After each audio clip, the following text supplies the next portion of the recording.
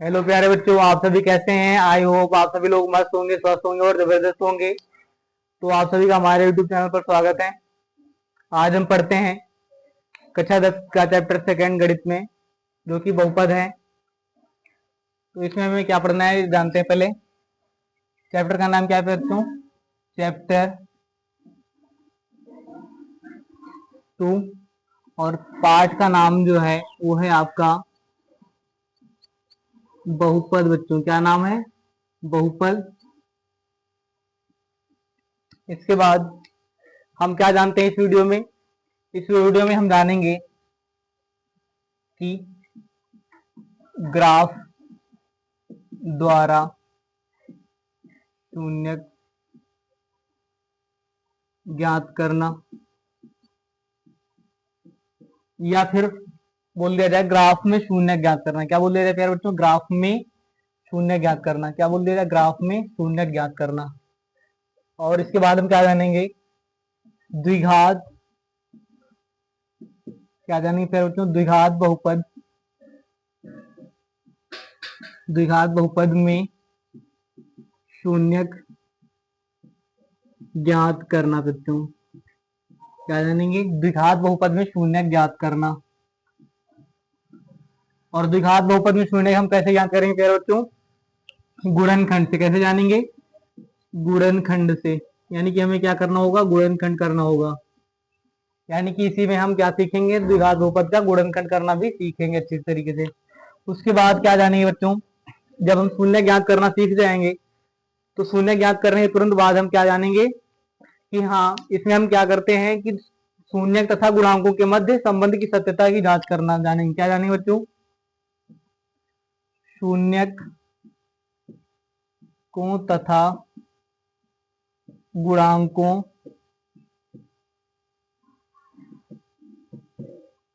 के मध्य संबंध की सत्यता की जांच करना।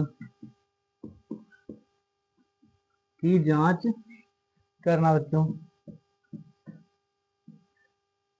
तो आज हम इन टॉपिक्स पर बात करने का प्रयास करते हैं, यानी कि इन पर हम चर्चा करने वाले हैं। तो आपको करना क्या है? बस लास्ट तक हमारे वीडियो पे बने रहना है। इसकी बिल्कुल भी नहीं करना है, क्योंकि हम एक छोटी से छोटी भी जानकारी इसमें आपको देने का प्रयास करेंगे ताकि आपको अच्छे से समझ में आए बच्चों। तो बिना देरी के हम स्टार्ट करते हैं। तो हमारा पहला टॉपिक क्या था प्यारे बच्चों? ग्राफ में शून्य ज्ञात करना। यानी कि आपको कोई भी ग्राफ दे दिया जाए, पूछा जाए कि इसमें आपको शून्यकों की संख्या बताना जा रहा है, तो आप कैसे जानेंगे?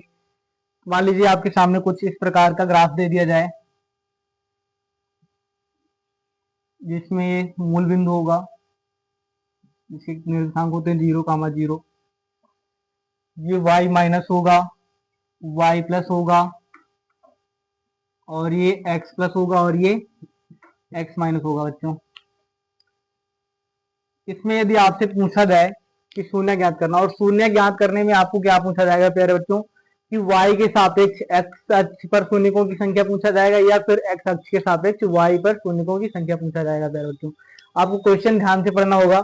मान लीजिए आपसे पूछा जाए कि दिए गए चित्र में आपको क्या करना है बच्चों? y के सापेक्ष x अक्ष पर शून्यकों की संख्या ज्ञात करना। क्या करना है? y के सापेक्ष x अक्ष पर शून्यकों की संख्या ज्ञात करना है। तो हमारा यहाँ पे काम क्या होगा? हम देखेंगे कि यह रेखा जो कुछ इस प्रकार गई है,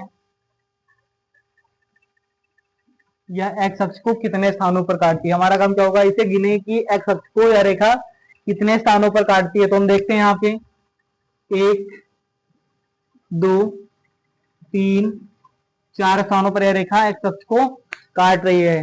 तो इस चित्र में क्या होगा प्यारे बच्चों? बहु चित्र में क्या होगा? शून्यकों की संख्या क्या होगी? 4। यानी कि इस दिए गए ग्राफ में शून्यकों की संख्या x अक्ष पर कितनी होगी? 4 होगी प्यारे बच्चों। मान लीजिए यहीं पर आपको एक दूसरा क्वेश्चन दे दिया जाए कुछ इस प्रकार, इसमें x अक्ष होगा x माइनस y प्लस, और ये y माइनस होगा बच्चों। मूल बिंदु होगी 0, 0।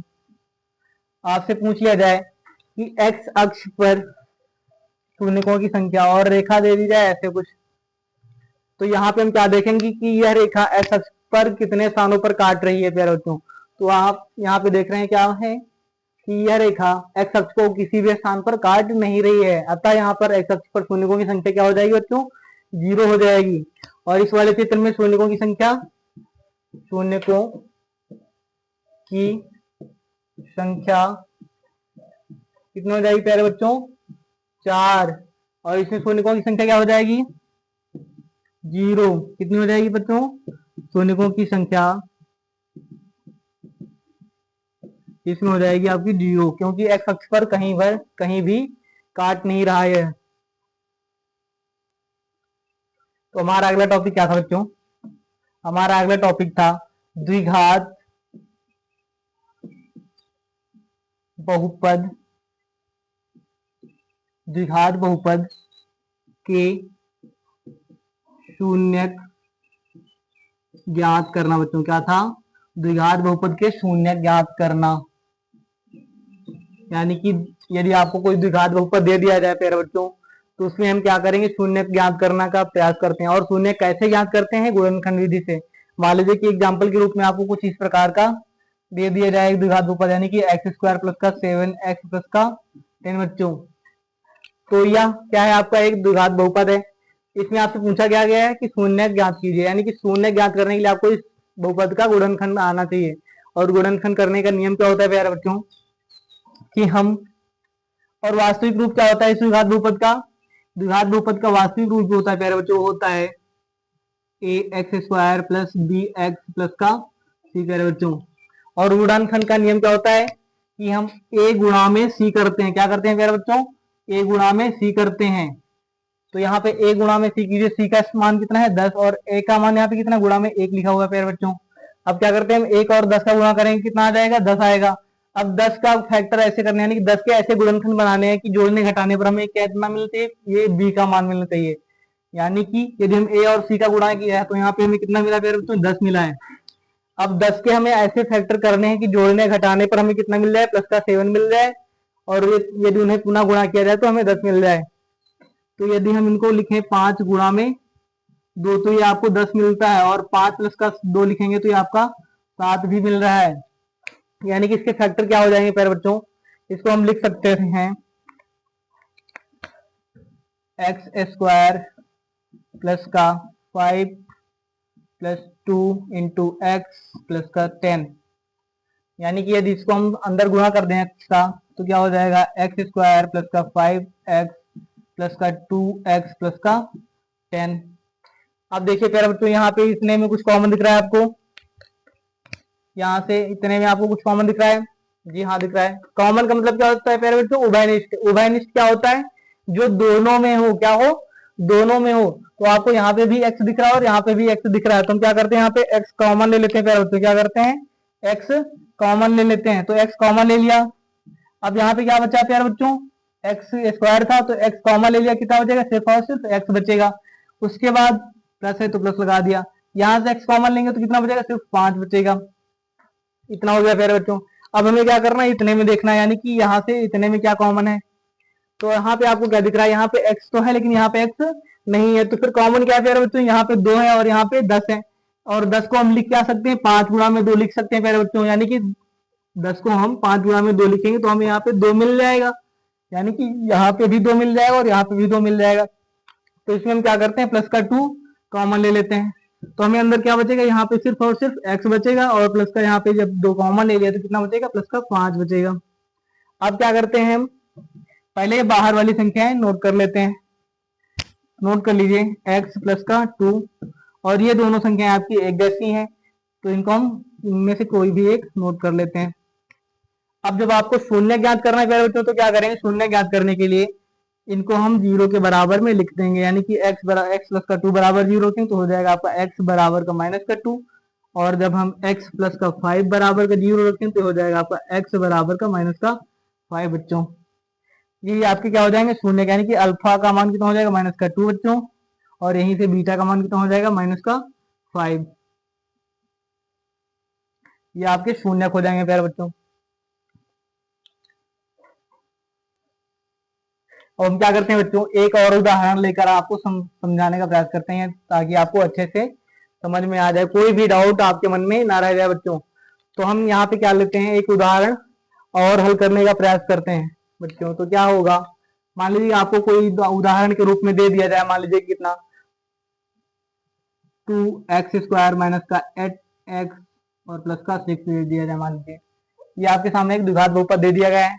क्या बोला गया है कि इसमें आपको शून्य ज्ञात करने में, बच्चों क्या करना है, शून्य ज्ञात करना। और शून्य ज्ञात करने का तरीका भी हमने यहाँ पे बता रखा है। क्या करते हैं, ए और सी का गुणा करते हैं। फिर बच्चों क्या करते हैं, ए और सी का गुणा करते हैं, और गुणा कीजिए तो कितना आ रहा है, 6 दूनी 12। अब 12 के फैक्टर ऐसे करने हैं प्यारे बच्चों, 12 के ऐसे फैक्टर करने की जोड़ने घटाने पर हमें कितना मिलना चाहिए, ये 8 मिलना चाहिए। तो 12 को आप 6 दूना 12 लिख सकते हैं, 6 गुणा में 2 लिख सकते हैं, तो 6 दूनी 12 भी हो जाएगा और 6 में 2 जोड़ेंगे तो 8 भी मिल जाएगा प्यारे बच्चों। यानी कि इसके फैक्टर क्या बन जाएंगे, 2x² माइनस का 6 प्लस का 2 इंटू एक्स प्लस का 6 प्यारे बच्चों। और हल करते हैं, x का अंदर गुणा कर दीजिए तो हो जाएगा 2x² माइनस का 6x और माइनस का 2x प्लस का 6 बच्चों। और आगे हल करते हैं, फिर से वही नियम, इतने से आप कॉमन ले लीजिए। तो यहाँ से इतने में क्या कॉमन दिख रहा है, यहाँ पे भी 2 और यहाँ पे कितना है 6 लिखा है। यानी कि यदि हम यहाँ से 2 कॉमन लें और यहाँ पे 6 लिखा है, 6 को हम 2 गुणा में 3 लिख सकते हैं मेरे बच्चों। यानी कि यहाँ पे भी आपको 2 मिल रहा है और यहाँ पे भी x है और यहाँ पे भी x है। यानी कि हम 2x कॉमन ले सकते हैं बच्चों। कितना कॉमन ले सकते हैं, 2x कॉमन ले सकते हैं। तो यहाँ पे क्या बचेगा आपका, सिर्फ और सिर्फ x बचेगा और यहाँ पे सिर्फ आपका माइनस का 3 बचेगा। अब इतने में देखिए कुछ कॉमन दिख रहा है आपको बच्चा, ये इतना इतने में कुछ कॉमन दिख रहा है आपको, यहाँ पे 2 है और यहाँ पे 6 है। तो 6 में 2 कॉमन होता ही नहीं होता मेरे बच्चों, होता है, लेकिन कितना लेंगे, यहाँ पे -2 और यहाँ पर प्लस का 6 है। तो हमें ये लाने की आवश्यकता है। तो क्या करेंगे, यहाँ पे हम -2 कॉमन ले लेते हैं बच्चों। जब -2 कॉमन ले लेंगे तो यहाँ पे क्या बचेगा, माइनस और माइनस में क्या हो जाएगा, प्लस का x हो जाएगा मेरे बच्चों, प्लस का x हो जाएगा। उसके बाद जब 2 कॉमन लिया है और ये माइनस का कॉमन लिया है हमने, तो माइनस का कॉमन लिया तो ये क्या हो जाएगा आपका, माइनस हो जाएगा। फिर 2 ही 6 हो जाएगा। अब क्या करते हैं, बाहर वाली संख्या पहले नोट कर लेते हैं ये दोनों। तो ये हो जाएगा आपका 2x माइनस का 2 और ये दोनों आपके बिल्कुल एक जैसे हैं, तो इनमें से हम कोई भी एक नोट कर सकते हैं। अब शून्य ज्ञात करने के लिए क्या करेंगे प्यारे बच्चों, इसको हम x 0 के बराबर में लिख देंगे। यानी कि 2x माइनस का 2 बराबर का 0 लिखेंगे। तो यहाँ से आपको मिल जाएगा 2x बराबर का प्लस का 2, यहाँ से x का मान आ जाएगा आपका 2/2, यानी कि x का मान कितना हो जाएगा प्यारे बच्चों, 1। और यदि हम x माइनस का 3 बराबर का 0 रखें तो ये मिल जाएगा आपको x बराबर का प्लस का 3। और यही आपके अल्फा और बीटा के मान होंगे प्यारे बच्चों, यही आपके अल्फा और बीटा के मान होंगे।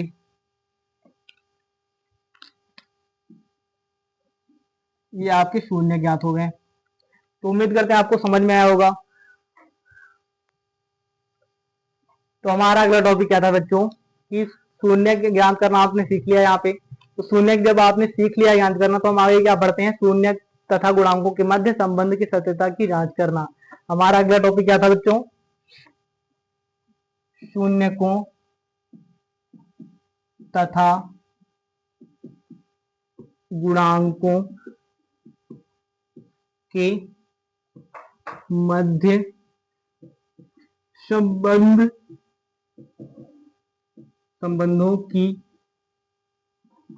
सत्यता की जांच करना बच्चों, संबंधों की सत्यता की जांच करना बच्चों। तो शून्यकों तथा गुणांकों के मध्य संबंधों की सत्यता जांच करने के लिए हम क्या करते हैं बच्चों, शून्यकों का योगफल, आपको 2 फार्मूले दे जाएंगे। जैसे पहला क्या होगा आपका, इंपॉर्टेंट है ये, यानी कि शून्यकों का योग, जैसे हम अल्फा प्लस का बीटा लिखते हैं, क्या लिखते हैं दोस्तों, अल्फा प्लस का बीटा, यानी कि दोनों शून्यकों का योग बराबर क्या हो जाएगा आपका, बराबर माइनस का b अपॉन में ये होता है। फिर बच्चों क्या होता है, माइनस का b अपॉन ये होता है। इसको हम यदि हिंदी में लिखना चाहें तो क्या लिखेंगे, b क्या होता है आपका, और आपका शून्य ये बहुपद का रूट क्या होता है प्यारे बच्चों, ए एक्स स्क्वायर प्लस का बी एक्स माइनस का सी। इसी में ए और बी के मान हम रखते हैं, इसी से निकाल कर ए और बी सी के मान हम रखते हैं। तो माइनस का बी, बी क्या होता है आपका एक्स का होता है गुणांक, क्या होता है एक्स का गुणांक होता है। तो माइनस का बी क्या है आपका एक्स का गुणांक है प्यारे बच्चों, क्या है माइनस का बी जो है आपका एक्स का गुणांक है। और ए क्या है, ए यहाँ पे देख रहे हैं क्या है एक्स, क्या एक्स स्क्वायर का गुणांक है। ए क्या है आपका एक्स स्क्वायर का गुणांक, क्या है प्यारे बच्चों एक्स स्क्वायर का गुणांक है। इसके बाद हम क्या याद करते हैं, शून्यकों का गुणनफल। क्या याद करते हैं प्यारे बच्चों, शून्यकों का गुणनफल। प्यारे बच्चों क्या याद करते हैं, शून्यकों का गुणनफल। तो गुणनफल क्या होता है प्यारे बच्चों, यानी कि दोनों शून्यकों का गुणा। क्या होता है, दोनों शून्यकों का गुणा, यानी कि अल्फा इंटू बीटा। प्यारे बच्चों क्या होता है alpha into beta. Alpha into beta बराबर क्या होता है आपका, ये होता है आपका सी अपॉन में ए। और यदि हम इसको हिंदी में लिखना चाहें तो सी क्या होता है प्यारे बच्चों, सी आपका अचर पद होता है। क्या होता है, अचर पद होता है, अचर पद बटे में ए वही आपका होता है, क्या होता है एक्स स्क्वायर का गुणांक। क्या होता है प्यारे बच्चों, एक्स स्क्वायर का गुणांक। तो उम्मीद करते हैं आपको इतना समझ में आया होगा। ये आपको याद करने की जरूरत है प्यारे बच्चों, क्या करने की, ये आपको याद करने की जरूरत है। इसी की सहायता से हम शून्यकों तथा गुणांकों के मध्य संबंध की सत्यता का की जांच करेंगे प्यारे बच्चों। तो हम बिना देरी के इसके उदाहरण लेकर समझने का प्रयास करते हैं प्यारे बच्चों। यानी कि यदि आपको कोई द्विघात बहुपद दे दिया जाए, क्या दे दिया जाए आपको, कोई द्विघात बहुपद दे दिया जाए, तो हम उस द्विघात बहुपद के शून्यकों तथा गुणांकों के मध्य संबंध की सत्यता की जांच कैसे करेंगे प्यारे बच्चों। तो मान लीजिए आपको बहुपद दे दिया गया कितना, 6x² माइनस का 7x और माइनस का 3। प्यारे बच्चों क्या दे दिया जाए, 6x² माइनस का 7x और माइनस का 3, और बोल लिया जाए कि आपको शून्यकों तथा गुणांकों के मध्य की संबंधों की सत्यता की जांच करनी है। प्यारे बच्चों क्या दे दिया जाए, शून्यकों तथा गुणांकों के मध्य संबंधों की सत्यता की जांच करना है। तो जांच करने के लिए आपको शून्य निकालने पड़ेंगे। पहले क्या करना होगा, शून्य का मान याद करना होगा, और शून्य के निकालने के लिए आपको इसका गुणनखंड करना होगा। तो गुणनखंड करने के लिए हमें क्या करना है, सबसे पहला काम हमारा जो है वो यह है कि हम इसका और इसका गुणा कर दें। क्या करें, गुणा करें। तो 6 और 3 का गुणा करने पर हमें कितना मिलता है बच्चों, 6 का 18, कितना मिलता है 18। अब 18 के फैक्टर ऐसे करने हैं कि जोड़ने घटाने पर हमें माइनस का 7 मिल जाए। क्या मिल जाए बच्चों, माइनस का 7 मिल जाए। तो इसको हम क्या लिखते हैं, 9 दूनी 18 भी लिखते हैं। क्या लिख सकते हैं प्यारे बच्चों, 9 गुणा में 2 लिखेंगे तो आपका 18 भी मिल जाएगा, और 9 से जब हम 2 घटाएंगे तो आपका 7 भी मिल जाएगा प्यारे बच्चों। उसके बाद हम क्या करते हैं, इसको हम लिख सकते हैं कुछ इस प्रकार, 6x² माइनस का 9 माइनस का 2x माइनस का 3। क्या लिख सकते हैं प्यारे बच्चों, 6x² माइनस का 9। अब इसको जब हम तोड़ेंगे यानी कि हल करेंगे, x का गुणा अंदर करेंगे और इस माइनस का अंदर गुणा कर देंगे, यानी कि टोटल हम क्या करने वाले हैं, ब्रैकेट को ओपन करने वाले हैं। तो लिख दीजिए 6x² माइनस हो जाएगा आपका 9x, और माइनस मिलकर हो जाएगा आपका प्लस, और ये 2x हो जाएगा माइनस का 3 बच्चों। अब फिर से हमें वही काम करना, क्या करना है, इसमें दोनों से यानी कि इन दोनों में से आपको कॉमन लेना है प्यारे बच्चों। क्या करना है, इतने से आपको कॉमन लेना है। कॉमन लेने का मतलब है कुछ ना कुछ उभयनिष्ठ लेना है, और उभयनिष्ठ इतने में है क्या बच्चों, यहाँ पे 6 लिखा है और यहाँ पे 9 लिखा है।